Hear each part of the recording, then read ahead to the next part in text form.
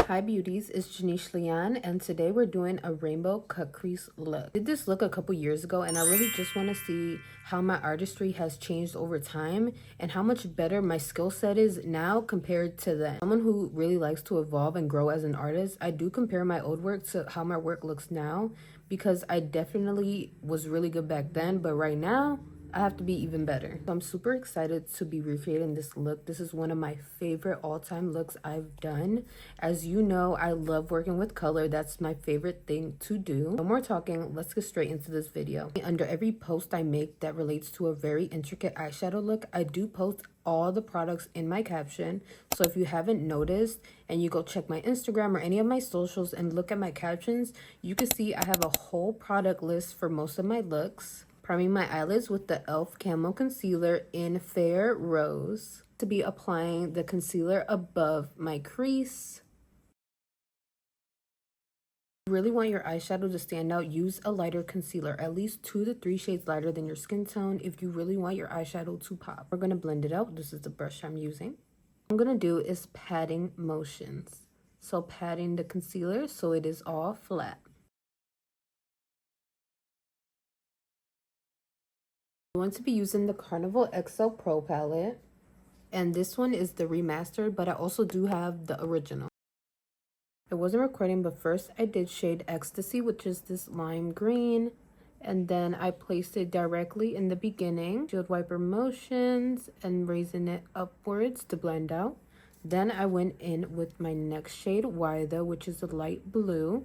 Placed it directly on the side. To blend right here, you place it right on top. Blending it over and then blending it out. Match the two colors together. I layered them on top of each other. Then I placed the blue going more towards the middle. Then slowly diffusing the edges. Going in with the shade Wasted and placing it directly next to the blue.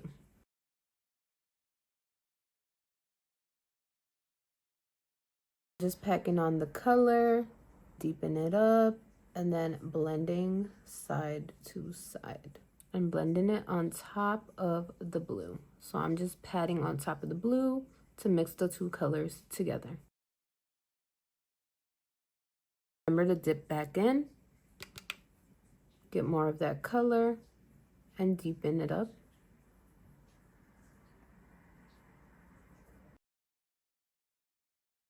Going back in with the blue, just meshing things together.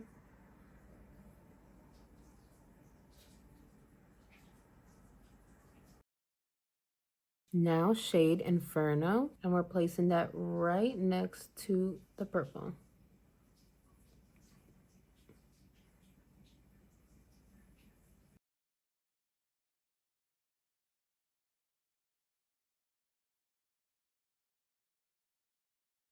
Now into shade Lit.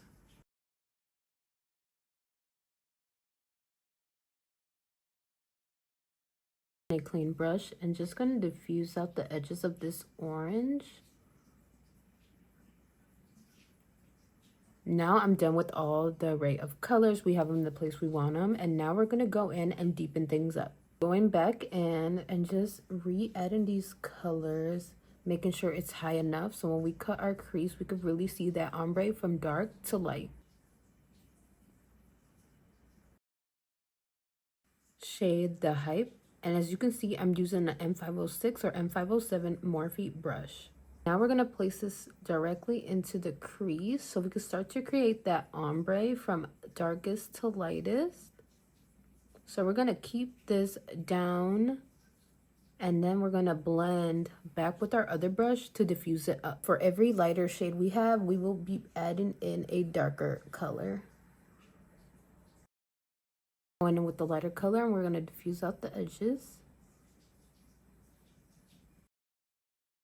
Mood.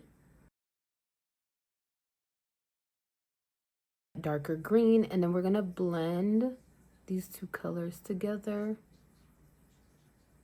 Like I showed you, you're just going to start putting the colors over top of each other.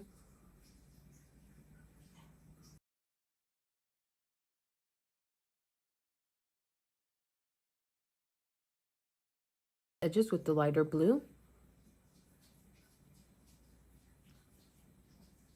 So I'm going directly on top of where the ending of that darker color is.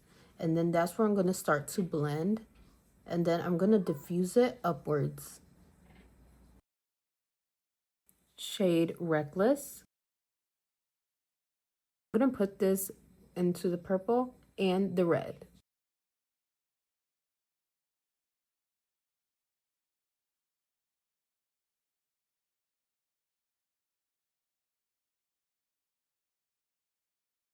Shade Keen. Add this on top of that orange and diffuse it out. Bring it in a little bit and then keep extending it outwards. Going back in with Inferno and just add in a little bit more red right here.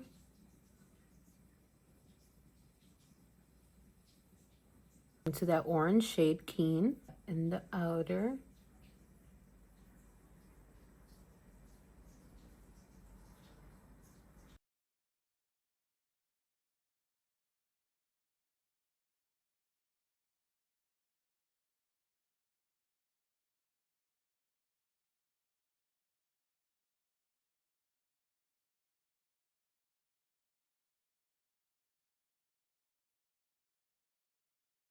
Cut my crease to see if I was too low and make sure all my colors are still showing. Now we're going to go in and add the black, and it's the shade Lights Out. In this brush, concentrate this closest to the crease.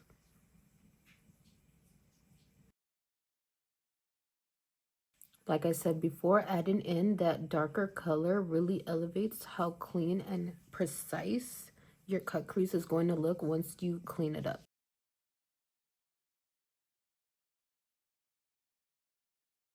Have the black all in place. I'm only going to blend with the other colors, not with this brush itself. I'm taking the darkest of all colors, and then that's how I'm going to diffuse the black out and mesh it all together. Picking up a little bit of Pep Talk, a little bit on top of that purple. Going to cut my crease with some micellar water and a Q-tip.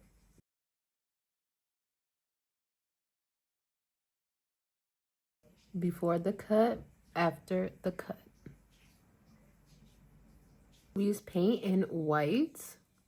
I'm going to just do a white line. So we're going to start off skinny and then make it thicker towards this area and back skinny. I'm using a very small, precise cut crease brush, which is smaller than what I normally use because I really want to make sure that I'm very precise, especially since the product I am using is self-drying, so it tends to dry even quicker, even though I do set it, but that's only for color purposes, just so it stays white and it doesn't turn grayish.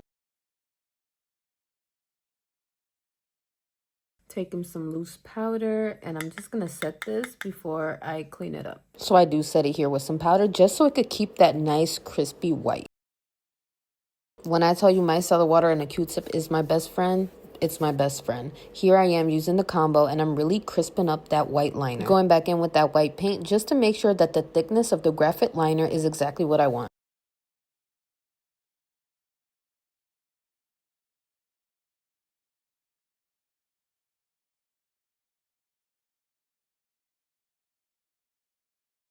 P. Louise blank canvas, and we're going to put this as our base for our eyeshadow that's going to go on the lid. Make sure to really diffuse those edges so there are no clumpy spots.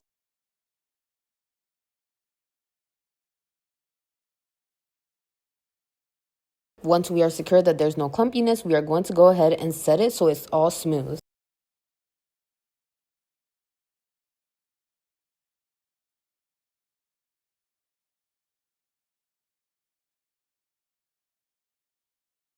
Going in with some white for the inner corner, and for our lid we are only going to be using tapping motions.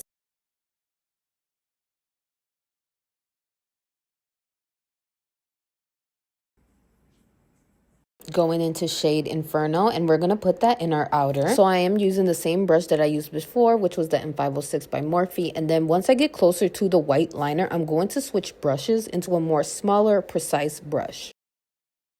Going in with yellow now, and yellow is going to be after white. So we're going to do white, yellow, orange, red. And we are only using tapping motions, just patting on that color. Now let's get into our final color, and that is orange. To mesh or bring together two colors, you really only want to do is pat on top of each color. So you're going to create layers, and then you're going to mesh the colors together. You want your colors to really stand alone by themselves and then mesh and meet in the middle. OTT orange, which is a P. Louise basic pigment, and we are putting this in the waterline.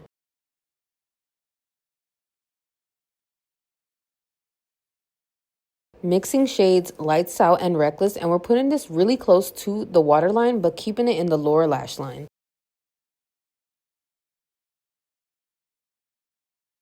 Now let's get ready to diffuse. First, we're going to go in with Inferno. When doing the bottom eyeshadow, I like to do side-to-side motions and then circular motions at the same time to really diffuse it out.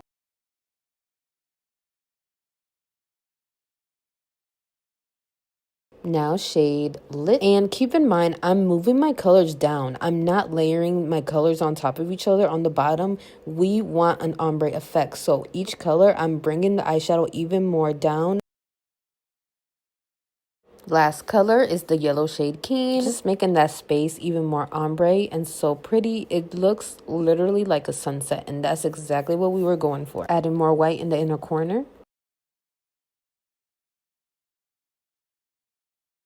You can't look at this and tell me this does not look so perfect. Adding on some lashes and doing some final touches before the final reveal.